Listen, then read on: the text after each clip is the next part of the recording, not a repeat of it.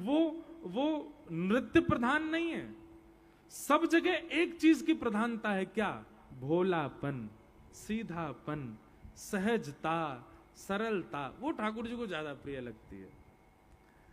आप जितने चतुर बनोगे ठाकुर जी उतने दूर रहेंगे, और आप जितने सहज, जितने भोरे, जितने सीधे रहोगे उतने ठाकुर जी को प्रिय लगोगे। अब भोला व्यक्ति तो कुछ भी कर सकता है, चतुर व्यक्ति को पता है कि क्या उचित है क्या अनुचित है, पर भोले व्यक्ति को थोड़ी पता होता है। कर्माबाई के भक्ति में क्या है? भोलापन। एक कथा में सुनाया करता हूं कि एक बार एक शिकारी कहीं जा रहा था, तो जंगल में एक गुफा में एक संत बैठे थे, बैठ करके समाधि लगा के बैठे थे। शिकारी ने उनको देख लिया, उसको देख करके लगा कि मेरी मां कहती थी कहीं भी संत मिले तो संत के चरणों में कुछ प्रसाद भेंट करनी चाहिए।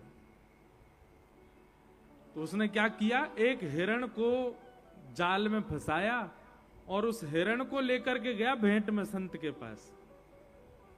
संत के चरणों में जाकर के प्रणाम करके बोला, जय हो गुरुदेव, आपके चरणों में मेरा प्रणाम। संत के नेत्र खोले, कहो बेटा। बोले, आपके लिए उपहार लाया हूं हिरण का, बढ़िया इसको आप बनाइए, इसको बढ़िया इसका मांस पकाइए, आप भी भोग लगाना, मुझे भी दे देना। और संत जो थे बेचारे हंस गए, हंस करके बोले, बेटा राम, अरे गहरे हिरण का भोग नहीं लगाते हम, हमारा हिरण तो अलग है। उसने कहा, महाराज जी आप आज्ञा तो कीजिए, कैसा हिरण चाहिए? 12 सिंगा पकड़ करके लाऊं कि चितकबरा पकड़ करके लाऊं कि सांबर पकड़ करके लाऊं? कौन सा हिरण चाहिए बताइए, इस पूरे जंगल में मेरी सब जगह तक गति है। तो संत ने उसको सहज भाव से कहा, लिखो हमको कैसा हिरण चाहिए। बोले बताइए। बोले, बरहा पीड़म नटवर वपु कर्णयो कर्णकारम विभ्रदवासः कनक कपिसं वैजयन्तीं च मालां रंध्रान् वेणो अधर सुधया पूरयन् गोपवृन्दै वृंदारण्यम स्वपदरमणं प्राविशद गीत कीर्ति। सबसे पहला हम जिस हिरण का भोग लगाएंगे वो मोर मुकुट पहनता है। शिकारी बोला, मोर मुकुट पहनने वाला हिरण? बोले हाँ जी। अच्छा, और? बोले, कर्णयोः कर्णकारम, अपने कानों में कुंडल पहनता है। शिकारी बोला, ऐसा हिरण तो मैंने कहीं नहीं देखा, कुंडल वाला हिरण? बोले हाँ। और आगे सुनो। बोले क्या? पीली पीतांबरी पहनता है, गले में वैजंती माला पहनता है, पैरों में नूपुर पहन करके छम छम करते बांकी अदा से चलता है। और सबसे बड़ा गुण क्या है इसका? बोले क्या? बोले अधर पर वंशी रख के वेणु बजाता है। सब लोग इधर देखो, इधर देखो, सावधानी से सुनो। अब यहां पर बैठे हुए संत तो भगवान का वर्णन कर रहे हैं, पर सामने बैठा शिकारी इतना भोला है, उसको लग रहा है ऐसा कोई हिरण ही होगा। उसने मन में विचार किया, मैं ढूंढ के लाता हूं इसको। और गुरुजी आप चिंता मत करो, जब तक ये हिरण नहीं मिल जाएगा मैं भी कुछ नहीं पाऊंगा। सब जगह ढूंढा उसको ठाकुर जी, अब तो वो हिरण मिले ही नहीं। एक दिन बीत गया, 2 दिन बीत गए, 3 दिन बीत गए। 3 दिन में महाराज उसकी हालत ऐसी हो गई कि अब तो प्राण ही निकल जाएंगे। सामने हिरण आ जाते हैं तो भी बेचारा कुछ नहीं कहता। बोले नहीं नहीं, मेरे गुरुजी भी भूखे हैं तो मैं भी भूखा रहूंगा, वही हिरण चाहिए मोर मुकुट वाला। सब जगह ढूंढा लेकिन नहीं मिले। लेकिन उसकी ये इच्छा ठाकुर जी से जाकर के छुप गई। बैठा था एक वृक्ष के नीचे, गला सूख गया है, प्राण निकलने को हो रहे हैं भूख के मारे। और तभी क्या देखता है कि सामने कुंज में से त्रिभंग लली पीतांबरी पहने हुए, मोर मुकुट धारण किए, कानों में कुंडल पहने, अपने अधर पर वेणु का वाद करते हुए ललित गति के साथ में चलते फिरते भय श्याम सुंदर उसके सामने आ गए।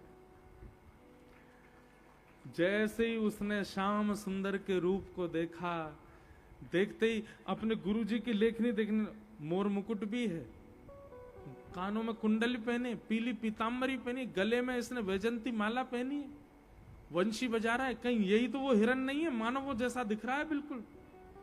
बोले यही है वो। अब ठाकुर जी आगे आगे चल रहे हैं, वो पीछे जाला पकड़ करके चल रहा है जिससे हिरण पकड़े जाते हैं।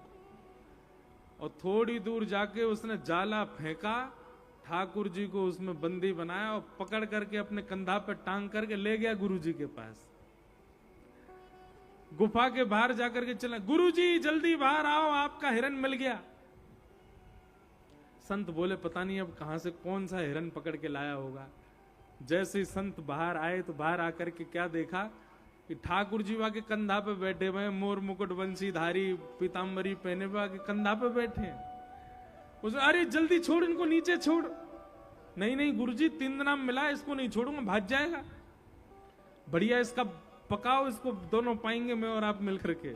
गुरु जी बोले अरे भैया जी साक्षात ठाकुर जी हैं, इनको छोड़ो। तो कहने का अभिप्राय केवल इतना है कि ठाकुर जी किसी भी गुण पर रीझ जाते हैं, पर कब रीझते हैं? जब साधक भोला हो, सरल हो, सहज हो। चतुर व्यक्ति अगर जबरदस्ती कुछ ऐसा करेगा, कर्माबाई की तरह बिना नहाए धोए भोजन बना, दंड और लगेगा उसको, नरक और जाना पड़ेगा उसको। क्यों?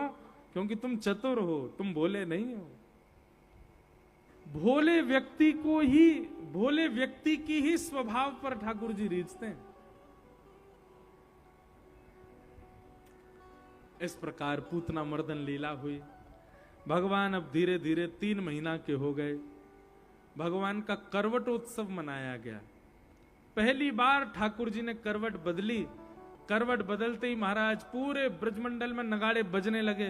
बोले काय बात को उत्सव है रो भैया, आज नंद के लाला ने करवट बदली है। सब ब्रजवासी नाच रहे गा रहे हैं, बोले जय हो, नंद के लाला ने करवट ली है। ठाकुर जी का करवटोत्सव था। पीछे यशोदा मैया ने नंद भवन के पीछे एक बैलगाड़ी के नीचे ठाकुर जी पौड़ा दिए।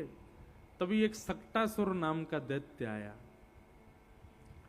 सक्टासुर दैत्य के आते ही भगवान ने अपना एक पांव लंबा किया और सकट में जैसे ही मारा, सकट 3 बार आकाश में घूम गया। सक्टासुर का वहीं वध हो गया।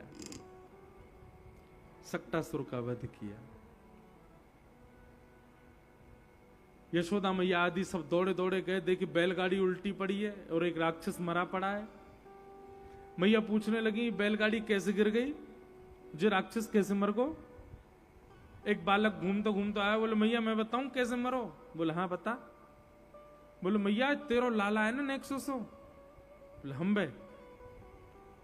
मैया जाने अपनो एक पाम उठायो और मैया पाम उठा के याने इतनो लंबो कियो, इतनो लंबो कियो, इतनो लंबो कियो और ऐसा लंबो करके मैया याने पीछे करके यूं मारी, सोई बैलगाड़ी आकाश में 3 बार घूम गई और बई के नीचे राक्षस आके मर गयो।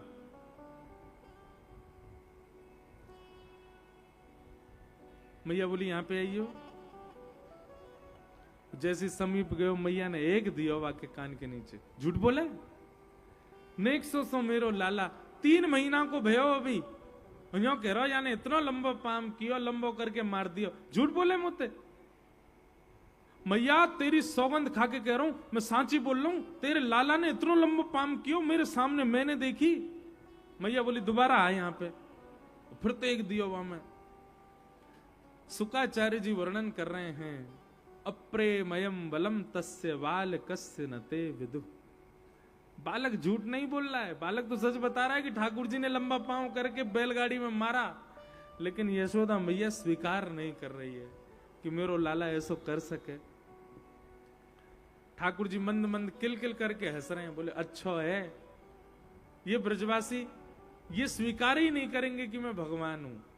क्यों? क्योंकि प्रेम की प्रधानता जहां होती है वहां प्रभुता नहीं दिखती। प्रभुता वहीं दिखेगी जहां प्रेम कम होगा।